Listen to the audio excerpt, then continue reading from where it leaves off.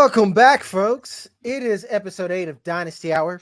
I am Jagger, and you can find me at Fantasy Blue Chip. And with me is the host of This Guy Sucks, Chuck Bass. How you doing, Chuck?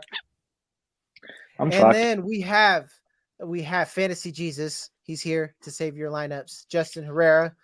And normally Mr. Mallard would be with us, but he has a child that is awake. So I have to Classic. run the back end. Classic fantasy stuff. Exactly. This is why you guys need to remain abstinent, because you can't do fantasy stuff sometimes because your kids are important. Leading the show with anti-kids abstinence is one way to do it. Is this a Bob Barker for humans? Yeah, Bob Barker for humans, man. I'm just like, spay and neuter yourselves. It's important. It's important to have a thing. If you want that to be yours, you got it. What's crazy is I actually want a kid one day, solely because I have great genes, fellas. So. Oh yeah, you're gonna name him Jagger Jr. Jagger Jr. I don't want him to Jagger Jr. rolls. I don't want him to go through that. Yeah, I don't want that. I'm gonna name him a really nice, simple name. Hey, that's gonna make him tough, man. What is a PC way to say I don't want my kid to look ethnic on a job application? So, like, I just want him to just look simple. That's what Chat GPT is for. You'll be fine. You'll be fine. Oh, okay. Okay, folks. We'll start with news and nonsense. We have very little, so we'll start with the biggie, if you can call it a biggie. Nothing happened. DHop visited Tennessee. I don't know how I feel about this one. I think I actually do. It's awful. So, Chuck, we'll start with you. What do you feel about DHop visiting Tennessee? I think it's hilarious. I think it's a nice smokescreen. He's smart if he's trying to, pump his stock up a little bit from some other teams. He gets flown in. Think about it if you're him. He gets flown in by the team, put up at the Omni downtown, probably gets to watch live music from his balcony, take pictures with bachelorette groups. It's the nice, perfect little summer weekend. But it just doesn't track for somebody who's talked about wanting to play with a great quarterback, with a contending team, a nice target-heavy offense. My only real concern is that I actually don't think players are a great evaluation of situations and other players. So there is always that concern in the back of your mind that maybe that DHop thinks this is a great situation. I hope he doesn't. I think he has tremendous value elsewhere, but I can't really rule anything out at this point. That makes sense to me. Justin, where are you at on this? So just like Aaron Rodgers going Brett Favre by going to the Jets, DeAndre Hopkins is going full Julio Jones and thinking that going to the Titans is a good move. I don't know if this is a smoke screen or if this is legitimately where we're at with this, guys. I mean, there are teams that have said, we don't have the money for you. I'm sorry, whatever. We'll find somebody else to make millions of dollars off of, and it only costs us like $1.3 million. I mean, if he really wants the type of money that Odell Beckham wants, then he's going to have to settle for one of these teams that's got the money because they're not so good. They don't have good players on their roster, a la Tennessee. But if he wants to win, then he's going to have to, stick it out and be like, hey, I'll take the veteran minimum. I've already made enough money, but I want the ring. I want the Hall of Fame guarantee. So gonna have to figure it out, DHop. But I don't think going to Tennessee is really a good showing on this one. It kind of shows that maybe you're really leaning towards the money side instead of the actual ring side. Yeah, like to me, if I'm a goldfish and I just forget about everything I've ever seen about the NFL. Yeah, this seems like a good idea. It seems like a really good idea. But what stops me is it's Ryan Tannehill and Will Levis. I just don't think they have the quarterback in the system to support two wide receivers. And like you said, D-Hop is trending towards maybe a more successful Julio Jones season, but a Julio Jones season nonetheless, meaning that everyone's going to think this is a perfect fit, but in all reality, it's going to be incredibly disappointing for the value that you're pouring into like a legacy player. Like this is what I call him. Like he's a legacy player that we all love and we all know how great he is. And I'm not detracting from what D-Hop has been to us both as NFL fans and as fantasy managers. It's just he's not the guy anymore. He's not the guy. Like again, and I'll go back. Let's say like I'll play the what is it? God's advocate, Jesus' advocate. What's the reverse of devil's advocate? I will say that like it would fit Traylon Burks and D-Hop for them to be together. It would really benefit them because, like, I don't think Traylon Burks is the guy that everyone thinks AJ Brown is. We've said that almost every week at some point. We're probably going to say it again in about like 30 minutes. And then I don't think that D-Hop is a guy that you can think is your number one anymore. So together, you got an okay receiving core. And if someone gets hurt, it's probably not as good.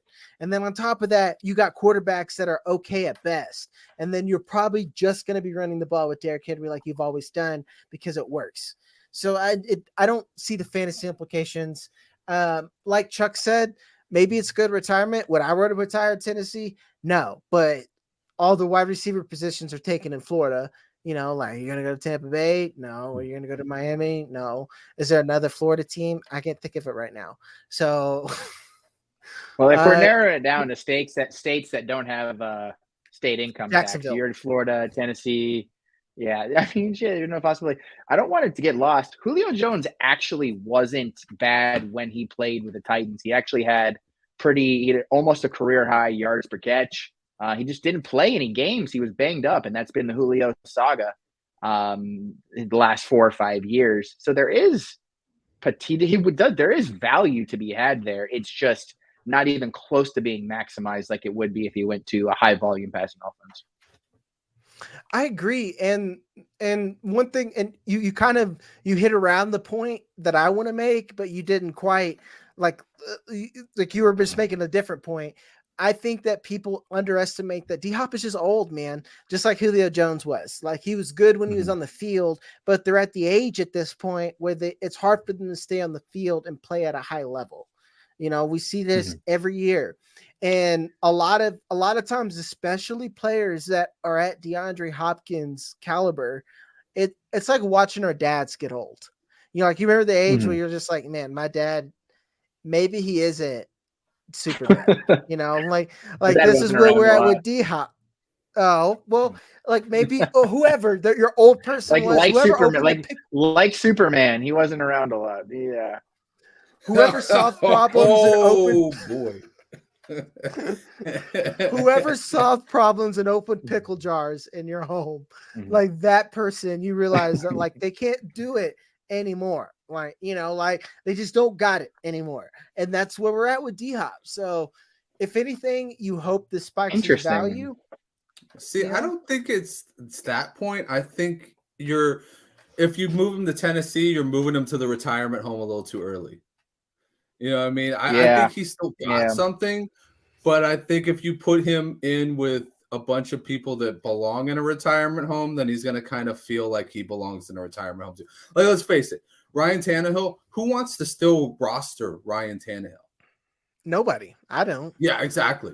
We want to send him to the retirement home.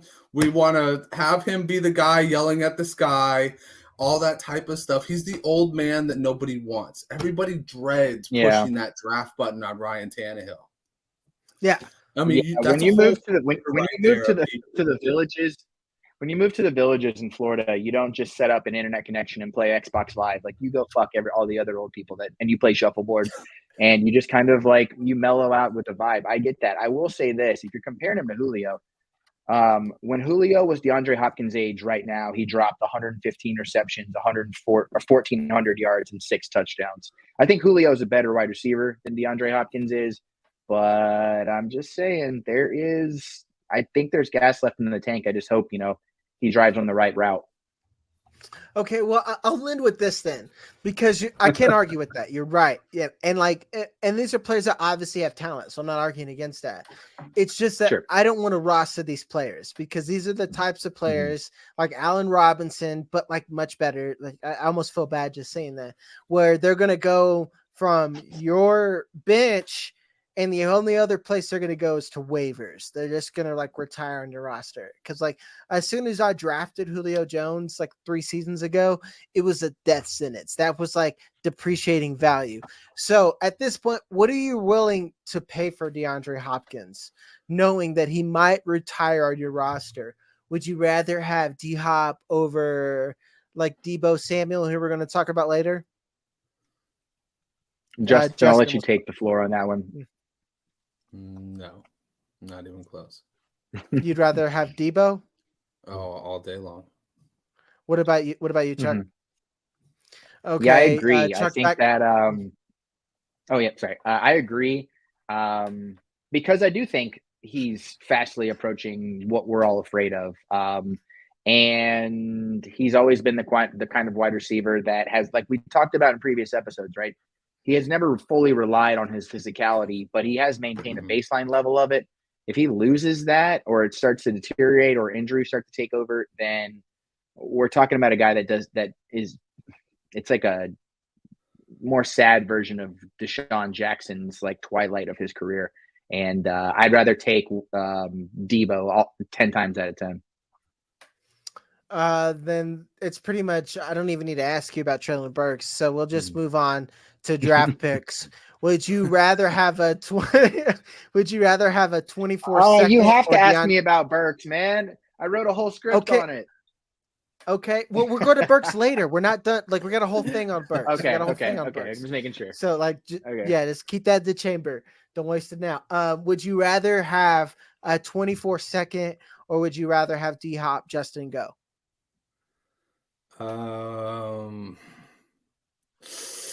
God damn. See, these are the questions that are hard to take in when you don't have one. any of the answers in front of you. Like, you don't know where he's going.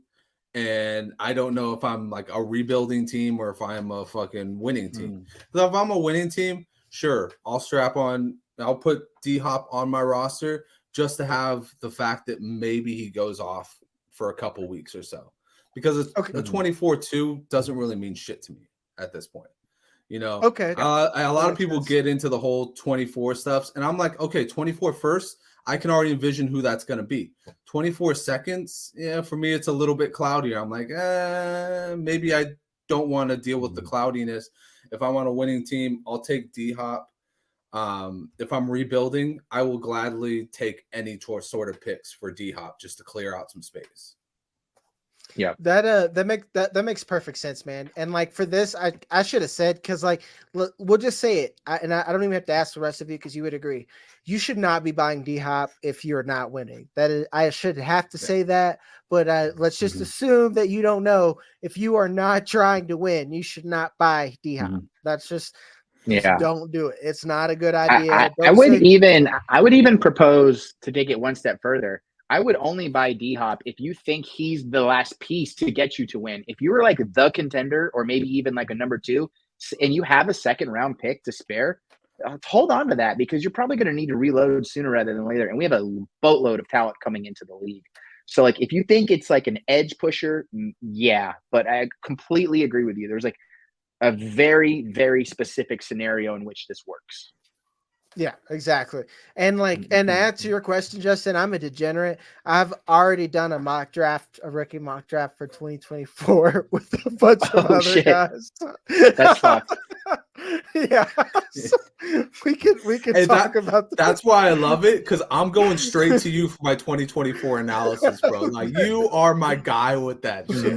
Yeah. Okay. Especially since I'm getting into Campus to Canton this year, I'm just gonna go straight to you for all my stuff. Oh, fuck yeah. Let it rip. I'm here for it. All right. So we'll talk to some. It's more nonsense. It's not news. It's nonsense. And again, we're reaching the barrel. We won't spend too much time on it, but we've seen the Garrett Wilson and Aaron Rodgers hype tape, and there's been some modest debate on Twitter. I am personally on the camp that I think Garrett Wilson is the Dynasty wide receiver 3. A lot of people think that might be too high. A lot of that depends on like the 3-year window thing. I believe in getting really good player. If you can get Justin Jefferson, you need to get him. If you can get Justin Jefferson as a wide receiver 3, that is a discount. So I think that right now, I think Garrett Wilson could be Justin Jefferson. So I'd rather take the discount. So that is my reasoning. Chuck, we'll start with you this time. Where's your opinion on with Garrett Wilson with Aaron Rodgers there? And this kind of falls into fantasy in general. If you're the Dynasty wide receiver 3, you're probably a redraft top 5 as well. So what do you think? Yeah. You can't ever go wrong with betting on a guy who's as supremely talented as Garrett Wilson is. I actually have CeeDee Lamb as my wide receiver 3 in Dynasty. I just think he's equally as talented, and I'm significantly more confident in his ties to the organization and the quarterback for the next 3 to 4, years. And, as much as I love Garrett Wilson, the Aaron Rodgers thing makes me really nervous. He had an awful year last year when you look into the numbers. It wasn't okay. It was awful. And there's so much talent coming into the league that, Garrett Wilson, is he going to be could he be the Dynasty wide receiver 3, in 2 years? It might already be Marvin Harrison Jr. for all we know.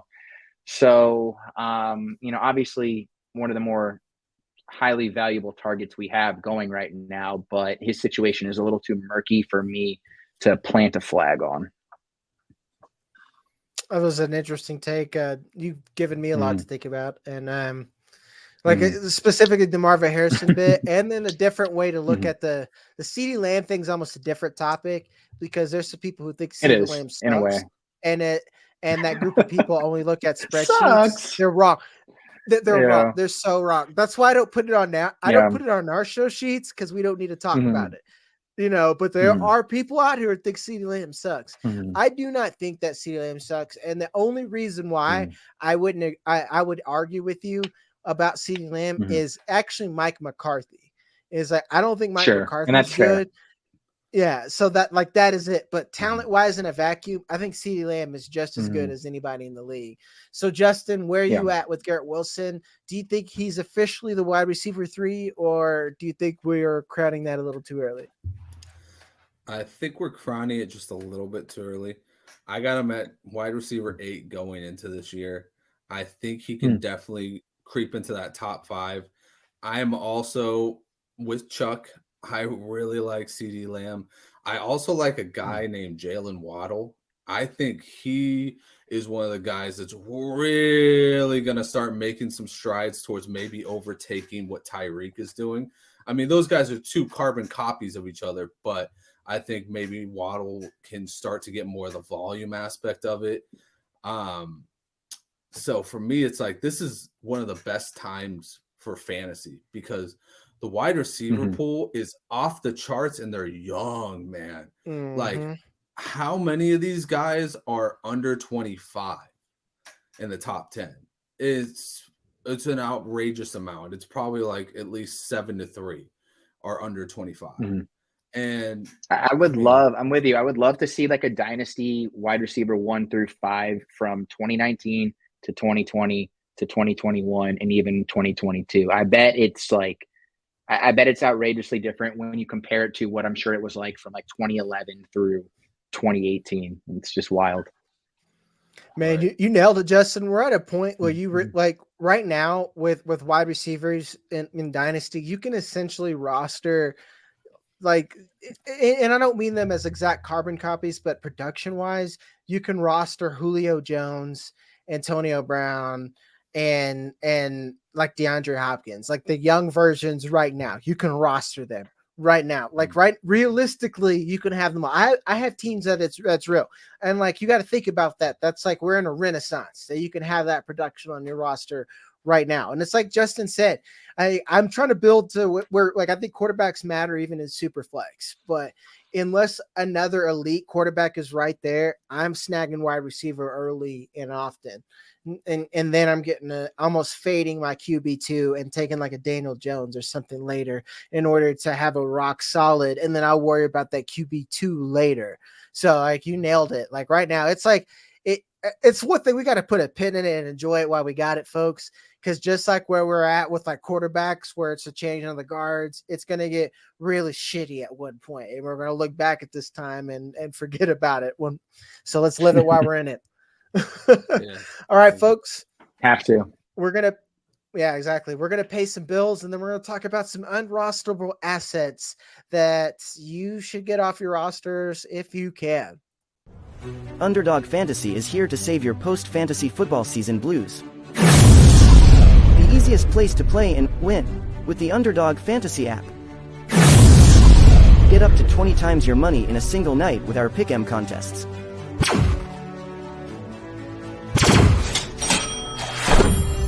Grab some insurance when setting your picks and win even when one pick fails. Go online now and use the promo code TSS to double your deposit up to $100. Sit gingerbread, good girl. All right, good girl. And to some unrosterable players who are not good girls.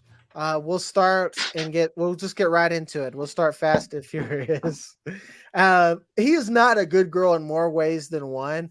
It's Joe Mixon, man. Like Chuck, when you put this in like the pre-show chat, you want to talk about an asset that like even before it got as bad as it was now, like 4 months ago, I did a startup, or at least it feels 4 months ago, and it got to the point where you like had to draft Joe Mixon. And I thought I was gonna vomit doing it.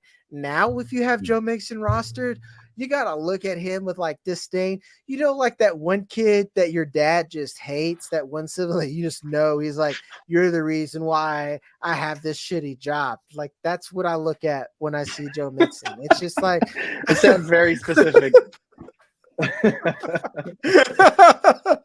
So Chuck, give me some of your insight on why he's unrosterable. I already kind of know, but like to me, there's some questionable things. Like, is he still going to be a guy who's going to get 15 plus carries? Because I still think he can. What do you think? Mm-hmm. You know, this one's really, really wild because I just look at like what happened last year and I'm just like, what in the cornbread fuck happened to this guy? It doesn't make any sense. Here's why I think that he is unrosterable, and it's more like he's in purgatory, right? He's in no man's land because he has just enough value to be considered an asset when in reality he's a debt. He's too young to be considered old. He put up too many yards last year to be considered washed, and his team hasn't indicated his role is in any jeopardy. So this is all stuff you'll hear, but it's like we all know the truth. We all watch the games. We've all poured over the stats and the metrics. He had his worst metrical season since 2018. He was routinely outpaced by Samaje Perine, who had more RB1 finishes than Mixon did, despite only starting 3 games. And Perine outsnapped him in the playoffs when the game matters the most. So it's clear the organization has lost at least some aspect of faith in him as, you know, the real role player that we saw from previous years. And most of his value is tied to being the RB1 of the Bengals. Let's be honest. And from based upon all the things that I just said, that's about as much guarantee as the next president building the wall in Mexico. Like it's just not something I'm putting in stock in. So like they would save $7 million in cap space by cutting him. And you know, the off the field issues I don't care about because the NFL has showed that it will drag its feet forever on off the field issues. So I'm really trying not to factor that in or bake that into any potential value. But I mean, this is just a guy that I wish I could just pluck out of Dynasty football because I don't want to trade for him and I can't trade him away. Yeah, man, you nailed it. Like he's dead as hell. Like you could add him in with like a lucrative deal that is fine, and you could throw Joe Mixon in for free, and I'm going to counter with like I'm good. Like I don't need that roster space taken almost. So like I don't want that stress. You could give somebody 2024 first and Joe Mixon for 0, zip, nada, zilch, and they'd still be like, what's the cap? yeah. What is the catch is right. God. Yeah, it's so hard to be a Joe Mixon guy right now. I mean, I liked him for a little bit, but he's just making it really difficult these past 2 seasons, being very ineffective running the ball and not being near the pass catcher that we thought he could be, with Joe Burrow, and now the off-field issues are just piling on. So you're like, maybe it's time for Chase Brown to take over the roster.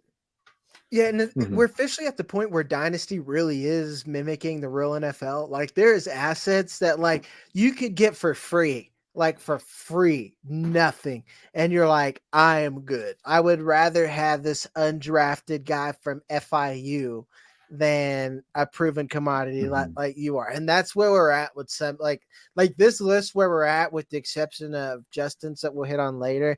I just think that like I have zero fucking interest in whatsoever, because you are going to be a black hole on my roster that I cannot get off. You know, like I don't like having assets that I can't immediately move. And like and what inspired this segment, folks, is that like and like I told Chuck a little bit pre-shows, it's always the tweets that you don't think about. Like I'm like, hey, here's a thought. And those are the ones that'll explode. And I put like, here's 10 unrosterable assets. So, and like, like to me, a lot of people agree on, and that like, if you have them on your roster, you're fucked, man. There's no other way to say it. You're fucked. Like, they're going to retire. They're going to go from your roster to waivers, but they're too valuable to just give away and put on waivers for nothing. So we'll go on to the next one. Deebo Samuel. He was my pick, and that's because this is experience. I drafted Deebo Samuel in a dispersal draft for a roster I took over, because it finally got to that point where, especially in a dispersal draft, it gets thin super fast because you're only using 2 roster full of players. And I was like, all right, I'll take Deebo. And I've traded him, and I cannot get proper value. And nor do I think he's going to be a guy that I can like consistently, like, to me, he's like a flex player at best, but we value him as a wide receiver too. As a resident 49ers fan, do you think Brandon Ayuk is a receiver to own?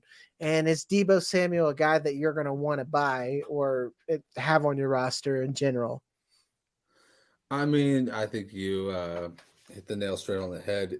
His value is off right now. It's crazy that people value him as like the 19th best receiver and ADP right now, but you got Brandon Ayuk going 31.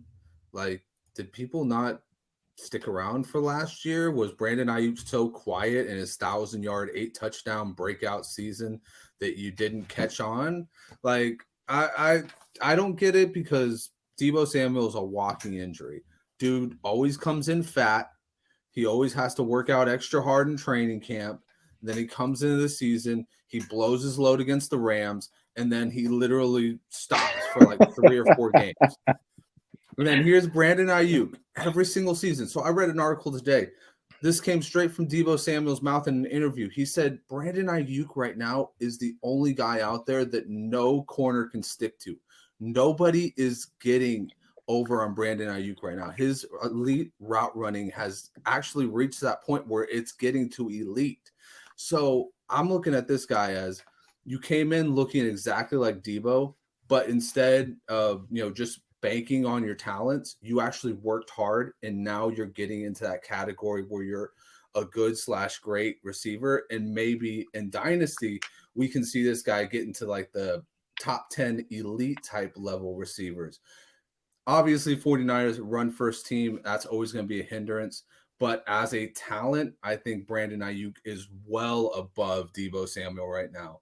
And for ADP, if you're drafting Deebo Samuel, you're doing the wrong thing. Stop it.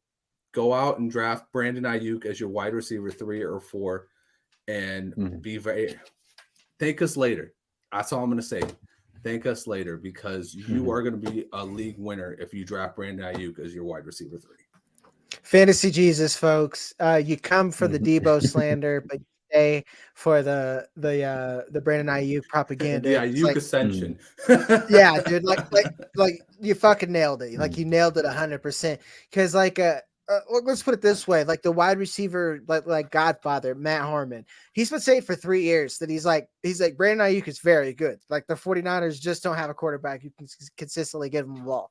Now the 49ers have 3 quarterbacks. If one of those guys can just get in the ballpark downfield, like you say, good luck. You say that. Yeah, exactly. You say that he's your wide receiver 3 or 4. I have bought him consistently as like a wide receiver 2 because that's how good I think he is. And then honestly, he's like my wide receiver 3. But like I said, if Sam Darnold, I don't give a shit. I do not care. Could someone get this man the ball? Because he is so good. Chuck, do you have anything you want to add? Actually, I have a question for you, Chuck. Here is Deebo Samuel's fantasy points per game by year. In 2019, 12.6 per game. In 2020, 11.5. In 2021, here's a big one, 21.2 per game. And then in 2022, 13 per game. So, like, do you think that we're holding Deebo Samuel up to one outlier year? Like, this is a trick question. I think that this is the perfect wide receiver to follow up on who we just talked about with Joe Mixon, as to where you're never going to be able to get. We overvalue a guy because of an absolute smash home run outlier year. That is not that's like we say, it's an outlier. Deebo, I think, is an incredible player, but I don't think he is anywhere near to what we saw last year in the current mold of the San Francisco 49ers offense.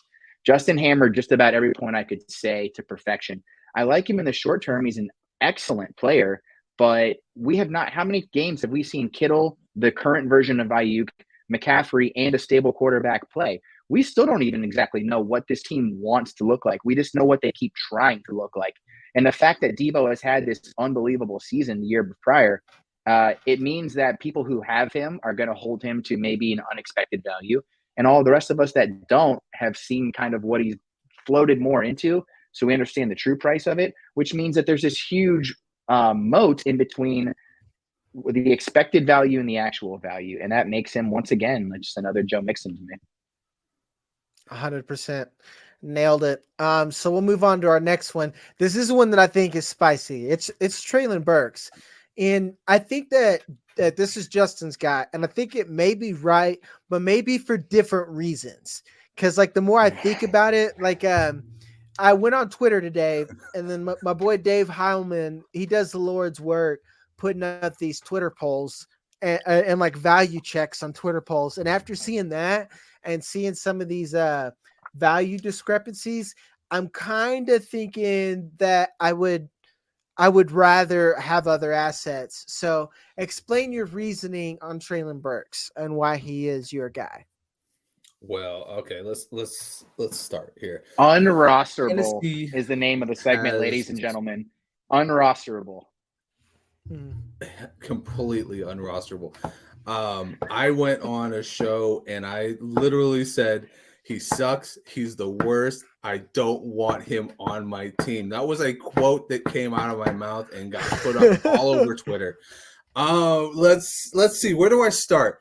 He ran a 4.6, which was, I mean, great for a guy his size, but I mean, he can't actually seem to move that fast, and they don't use him that well in this offense. I mean, he was running end arounds at Arkansas. Do you ever see him run an end around in Tennessee?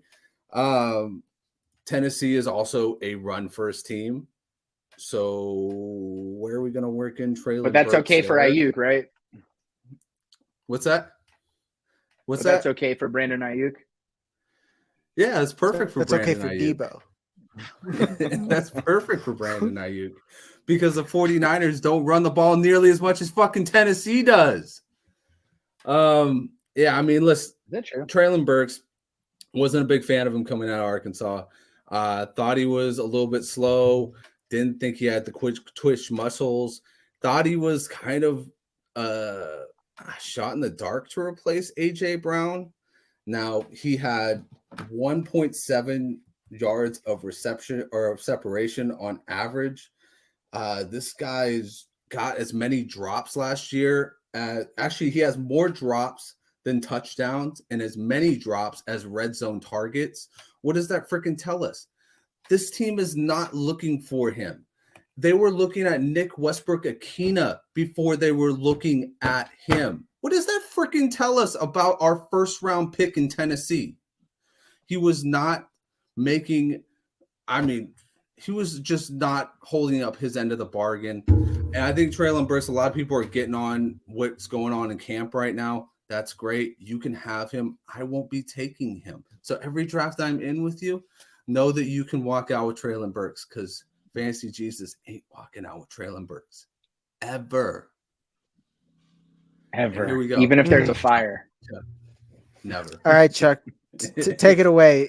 Here's your Burn, time for baby, Traylon burn. Burks. Take it away. The 49ers ran the ball more than the Titans did last year, 29.7 attempts per game to 28.6 for the Titans. But let's go ahead and put that behind us because we're talking about a wide receiver right now. Well, you're I high guess as a fucking kite. could be If you're not, chalked up to if you're offense, though, right?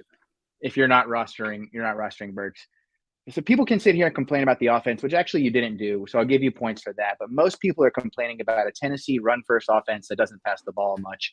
I don't see how you can do that when we just saw what Chris Olave and Garrett Wilson were able to do in awful offenses, and they weren't held back by turf toe injuries, by concussions, or by some of the worst quarterback play we've ever seen in recent memory with Malik Willis. A healthy Ryan Tannehill coming back has shown that he can support an elite wide receiver in this league.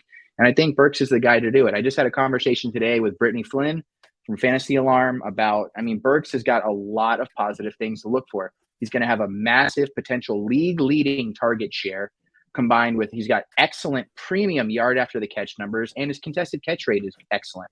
And to top things off, while he did not have a high volume year last year, because of injuries, bad quarterback play, all that jazz, he did perform when asked of him. His fantasy points per target surpassed Chris Olave, Garrett Wilson. You might be thinking, okay, well, those are rookies, whatever. DK Metcalf, Chris Godwin, Deontay Johnson, DJ Moore, and a boatload of other great players that I could name. But the buzz is starting to kick in right now, and I don't want to slip up here. So I'm just going to say the Titans were on the clock at pick 11, and they did not take a wide receiver. JSN was on the board. Quentin Johnson was on the board. Jordan Addison was on the board. They went with an offensive lineman. They've got their guy, and they know it. Invest. Okay. I love it. I love it. I'm going to be the tiebreaker, and then we can go back through. We have the time. Andrew's not here. So we can go over, and he doesn't have to bitch at us in the comments. So we I'm on Justin's side, but for opposite reasons. I think that come back. I think that Traylon Burks is okay. I think he's okay. I think he's pretty good. But wait, right okay, now I think and then pretty good. That's not the same. But I think he's overvalued because, again, going back to Dave Howman and looking at what I can get for Burks right now for like almost 700 votes right now, 76% of people would rather have Traylon Burks than Deontay Johnson. I would rather have Deontay Johnson plus than Traylon Burks. Same thing for Burks and Flowers. 85% of people would rather have Traylon Burks than Zay Flowers. You give me Zay Flowers straight up every time. If I can get Zay Flowers plus, oh, baby, I would rather have that. I mean, you tell me right now I can get Zay Flowers in a third right now, even in 2023. I could turn that third into Michael Wilson. And then out of Michael Wilson and Zay Flowers, I probably have a Traylon Burks. I almost guarantee that. So I don't know, man. I think that even me as an Arkansas guy, I think that Traylon Burks is probably overrated at this point. Not overrated. I think he's overpriced as far as Dynasty. And you could take the plus. Even you if think that he's overpriced? You could get Jordan Addison right now plus. You can get Quentin Johnston plus. You can get J-Mo plus for Traylon Burks. These guys. Who's giving you Jordan Addison plus? Can I get in this league? Yeah, dude, it's Twitter, man. It's Twitter. I'm not crazy. Can I get these leagues? I have Twitter. absolutely no interest in the wide receiver 2 across from Justin Jefferson when I have a potential 30% target share, first round stud in Tennessee. I just don't have any interest in that. Oh, you mean 13% target share? But a lot of it is like quality 30. target. Target share matters, and he's never actually gotten that. You're projecting that target share, and you got to remember that targets are earned. Easily. So we don't know. And again, someone we know who earns targets right now. You can get Like 75% of people think that they would rather have Traylon Burks than Dotson. That means you can get Dotson plus for Traylon Burks. I'd rather have Dotson. You know why? I know he can earn targets. Okay, We need look, Andrew. I understand We what need you're Andrew. saying, but you're talking about a poll on Twitter. When I'm looking at the keep cut trade rankings right now, Addison and Christian Watson, Quentin Johnson are all ranked ahead of Burks. We're talking about a much more, and also let's keep in mind here, what we're talking about right now isn't what a player's value is. It's about how rosterable is this guy. Let's just compare him to just a few wide receivers in his class. Would you rather have Jameson Williams, Jahan Dotson, or Treylon Burks? And just take a second and rank them for me if you don't mind. And this is Dynasty, not just one season. Yes. Dynasty. That season. Jameson Williams. Yep. Is that it? And Okay. then? I was ready to roll. I was going to say Jahan Dotson, J-Mo, and Traylon Burks in that order. And that comes to talent, situation, and system. It's just like, to me, objectively, it's Traylon Burks is a fade at cost. And maybe KTC, you're right. That's a larger sample size. So I'm happy that you went to that right now. I'll go. And if you put that in perspective, regardless, and the reason why I see he's unrosterable is like some of the guys on my list of guys I don't want to roster, Christian Watson was on there. And that's not because I don't think they hold value. It's that I think that their value that they hold, I would rather either tear down and get another player plus, or I'd rather package something and trade up for someone else. That's why I think they're unrosterable. Is I would rather have the other almost every time than the player for what their value is, if that makes sense. I'm still trying to get in the league. So where I can get Jordan Addison plus for freaking Treylon Burks. So basically, what you guys are telling me is that you would rather have the potential of a wide receiver 2 in a bunch of offenses that we've talked about with questionable quarterback play, as opposed to a potential only wide receiver 1 with no wide receiver 2 in also a similarly murky quarterback situation. We're going to talk about this later. I think Chig Okonkwo is the wide receiver 2. But I don't believe in vacated targets as much as I mean, that's something we could talk about later. He's the best receiver on that team. Let's stop fooling around here. Chicanery. Yeah, I just think that I am firm. This is philosophy. I say this everywhere. I do not believe in vacated targets. Like, to an extent, I agree. There is nothing. But to me, the targets that Treylon Burks owns will be of lesser quality than targets than Jameson Williams or Dotson earns, unless he is greatly improved from the sample size of what we've got on him, even minus the injury, because he does struggle with separating. That's where the difference lies, is that I actually thought he performed pretty well given his situation, his injury, and his limited sample size. But, it's an uphill fight because, it's the Tennessee Titans we're talking about here. But I still have some pretty significant faith in what we're going to see going forward. It's all projection. For sure. We definitely need an Andrew on this one, because I think we all made some valid points. Like, we all had like 3 different angles on this. So, and Andrew's always that wild card. He'll come in with like Simon Cowell, and he'll be like, he's like, I just think Treylon Burks is shit, or he'll say something like crazy where he thinks Derek. I can 100% assure you that's like what he that. would say. So, I'm happy he's not here right now, because I don't need the 3-on-1. The 2-on-1's hard enough. Okay. All right, I got one for you guys. Whoever, I think Tank Dell's probably going to end up being one of the better guys for Houston. Tank Dell or Treylon Burks, just for this year, not for Dynasty, just for this year. Who would you rather have? Come on. That's insulting. I'm not going to even answer the question. Yeah, that is insulting. I was about to say, like, that one. Is it really? That one's out here. That's better quarterback. Mm-hmm. I don't know if that's that insulting. I don't know about that. You give me Burks over so many guys. I'm prepared to. I'm prepared to eat shit on that one. But give me Burks over Jonathan Mingo and Marvin Mims. Big names.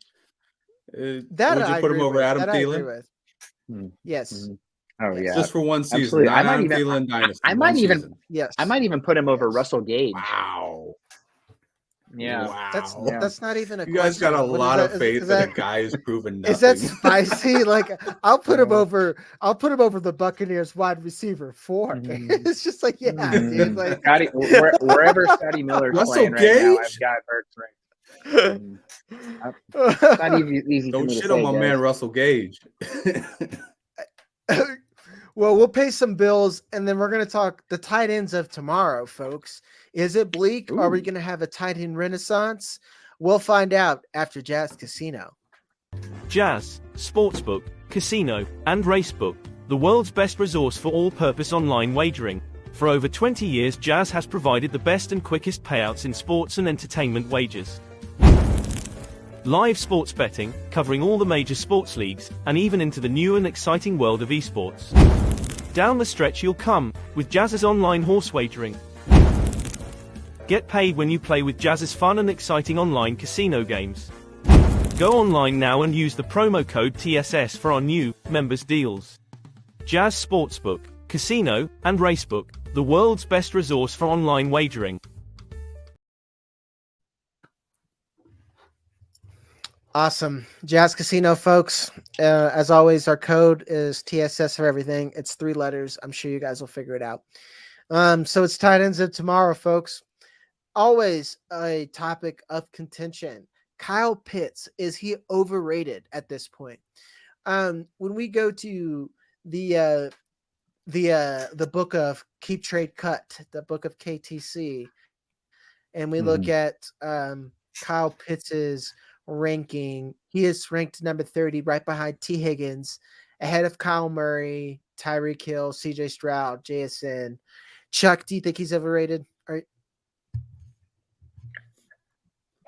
I think that he's overrated, but it's not by very much. I'm just so tired of this. An awful year with Matt Ryan, an awful year with Marcus Mariota and plagued by injuries. No signs of playing with Desmond Ridder last year because of said injuries. And then another emerging breakout star in Drake London. I mean, no position is more tied to the quarterback tendency than the tight end position. And so is Desmond Ridder going to favor him? I sure as hell hope so. But if you're going to start putting him up there with guys like T. Higgins as far as these Keep Trade Cut rankings, I mean, these guys sometimes just don't pan out regardless of how skilled they are. The coaching staff has other plans for them. There's more talented players on the roster, and maybe we overprojected them coming out of college. There's a bunch of things that are factoring into this. This isn't an anti-Kyle Pitts thing. It's an anti-situation thing, and sometimes it's just not a perfect match. I'm under the impression that like I talked to you earlier about like getting in the weeds of projections, but there are things that are safe to project ahead of time. And I think if we look at like just how bad Marcus Mariota's advanced stats are, it paints a picture of not just Kyle Pitts, but Drake London.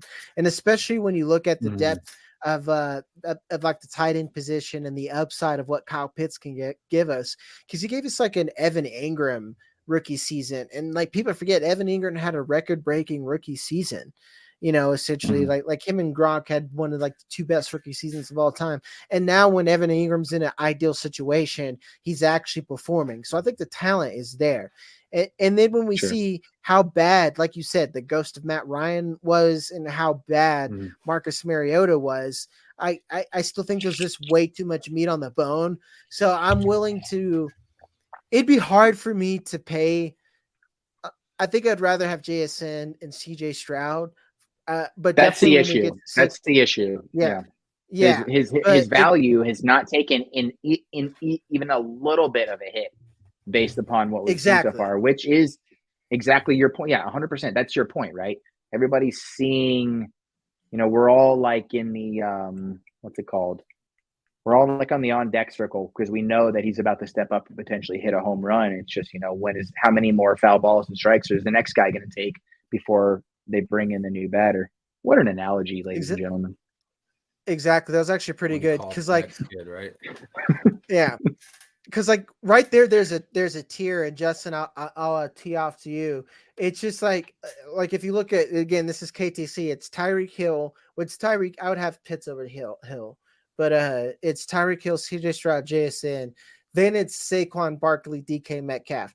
Right after JSN, to me, then it's Kyle Pitts. Like I would have Kyle Pitts there and over Barkley, over Metcalf, over Andrews, over Kelsey, over Diggs. Like that's when we get the older tier. And I think that Kyle Pitts can take that next step.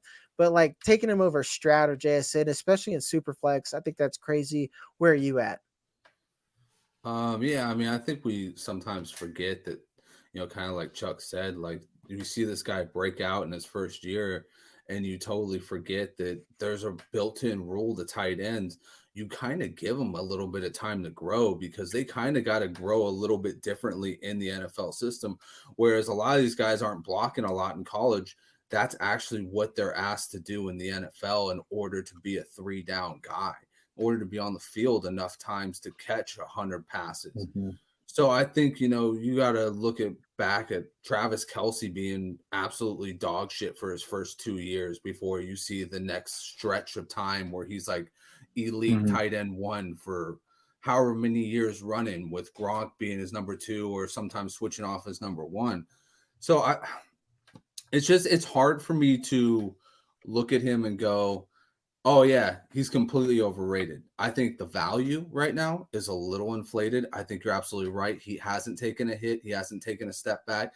Any other player in that position would have been dropped. If George Kittle had the year that he had, Easily. we'd be talking about TJ Hawkinson, Kyle Pitts, all these guys ahead of him. They might even start putting, guys like Evan Ingram ahead of him. But it's Kyle Pitts. It's the wonder kid. It's the guy who was drafted in the top 10. It was the next big thing at tight end. He was supposed to be the next big thing since Vernon Davis coming out of college. So we kind of put him on a pedestal, and we've never kind of checked him ever since. And so he's having the Vernon Davis career right now too. Exactly. And a lot of people forget that Vernon Davis struggled super hard through his first 3 years and then had okay years for the rest of his career. Had 1 or 2 good years, and next thing you know, he's out of the league. But for me, I look at Pitts as one of those guys where it's like you kind of got to calm yourself on it. The talent is 100% there. I want to say Ritter is going to be able to pick it up, but he could also just exactly be what Marcus Mariota was, and they could be looking for another quarterback.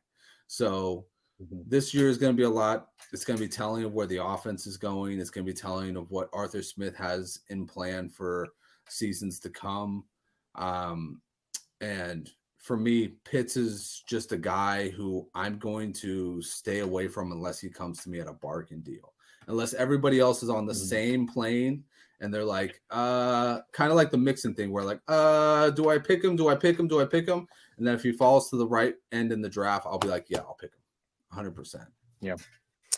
Well, it's like on the flip side, like best ball right now, like if you guys are doing the underdog drafts, remember code TSS, we'll match up to $100. I got him in the sixth round. $200 for you. Exactly. Like to think about the roster that I put together, I got Jamar Chase, Jalen Hurts, Devontae Smith, and then some other player that I probably really like, and then I get Kyle Pitts. So like the fact that I got to me, especially for best ball, someone that we think has high potential and could have a spike week, getting Kyle Pitts there, and what I like to do, which is like almost a zero running back build, I think it's a smash. But it's like you said, it's just if I have the perfect situation to make a trade for Kyle Pitts, let's say I have the extra draft capital to trade. If I have 2 firsts and Pat Freiermuth, I might move Pat Freiermuth in a pick, maybe not that first or a second, or first if it takes it to go get Kyle Pitts at that point. Like I would try to make that move or something like that. But in a lot of cases, in the situation that I'm in, I think Kyle Pitts is a little rich for my blood. And I like the batch of tight ends that have just been drafted. So it could be me just being way too much into the rookie talent. So while we got a couple of minutes, we'll keep it short and sweet. and we'll go on Mhm. to the next batch. It's Chig versus Dulcich. We want to talk about this for a couple of weeks now, and people have their this is basically the same debate we have every year. What is the late round tight end that you can draft and he could be a boom for you? We have this debate every year. Is he going to be an Albert O, or is he going to be like Mark Andrews when he actually popped? A lot of these guys are Albert O's. So Justin, you said you liked Chig. Where are you at with Chig versus Dulcich? Who would you rather have? Well, I mean, I like them both. I was a guy that drafted Dulcich in the late 3rd round last year in just about every single draft, and I loved every second of it because he just seemed like he had that raw talent that would translate well into the next level. And now you got Sean Payton running the offense, obviously really liking him, coming out saying he's going to be running a Joker role. I think you go with the offense though that has the least amount of weapons. Obviously, being Tennessee, I think he is him in Tennessee. Actually, no, Derrick Henry is him in Tennessee, but he is the wide receiver 1 in Tennessee, in my opinion. Enough with this. Anything to slander Traylon Burks. No, I can't handle it anymore. But you know what? It's a really close tie for me. I wish Andrew was here because I didn't even want to insert myself in this one. I don't want to pick, but if I had to, if I was really stern with it and I was like, oh, these two guys, I know the next guy's going to get the other one, I'd go with Chig. All right, Chuck, where are you at on this debate? This is also like I actually couldn't agree more with Justin in terms of like nobody loses in this situation. But I actually find myself leaning more towards Greg. And it's for some like cosmic reasons, all the things that Sean Payton has said. Sean Payton, the reason we all love Sean Payton is because what he did with Jimmy Graham. Well, the last time that Jimmy Graham had a big blow up season, he had 2 of his best years. He was a top 5 tight end twice with Russell Wilson. What's the most in Seattle? What is the most quarterback dependent position of skill position players? Tight end. And who's the tight end / wide receiver for the Denver Broncos with Russell Wilson at the quarterback? It's Greg Golders. I think that he's going to have an excellent year. I think they're going to use him appropriately. I have written off everything that I saw last year from a statistical standpoint, from a coaching standpoint, from an efficiency standpoint. Nothing that matters to me. They brought in an actual adult to run the offense. We're not talking night and day between him and Chig. I just think that as far as like a ceiling goes, I think Chig will command a lot of targets and has a lot of potential. But I think as far as an actual potential breakout top 3 to top 5 candidate, Greg checks every possible box I could want from a guy named Greg. I think I one thing I might regret this year is fading off my couple of shares of Dulcich that I've had, because I used him to move up to get Sam Laporta, and a lot of it is in one league, one league, just to give perspective, I have Pat Fryermuth and I have like Evan Ingram, so I could afford to miss Dulcich if I could, because I feel like I'm fine, and I'd rather have Sam Laporta because I just think he's a better talent than Dulcich, and that doesn't. And to me, I think Sam Laporta is really good. That's not me saying Dulcich is bad, but then if I had the opportunity to do it with Chig, I'd rather just stay put, maybe miss out on Dulcich and draft Musgrave later and keep Chig.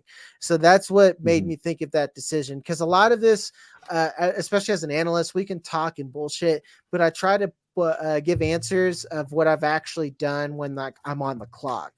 So to me, it's and I forget who says this, but you want to chase tight ends who could be their team's wide receiver 2. And Justin thinks that Chig could be the wide receiver 1. I don't know if I'm there yet, but I definitely think he's like the wide receiver 2. Go ahead. No. I was just.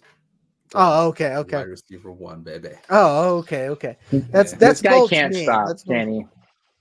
No, he's a monster. But won't stop. But we'll leave it there, folks. We've actually hit the Dynasty hour, and without Andrew, we did it. Fuck you, Andrew. We don't even need you anymore. We figured out the key. Yeah, we figured out the key. So We'll see you next week. Again, my name is Jagger. Catch me at Fantasy Blue Chip. Make sure to like, subscribe, hit the bell, do all the YouTube shit that everyone knows, but we got to say it because of conversions. You could catch Justin at SimTexMex93. It's Fantasy Jesus. And then Chuck Bass. We'll have Andrew back maybe later. We don't know. And go Heat, according to Chuck. We'll see you on the next one, folks.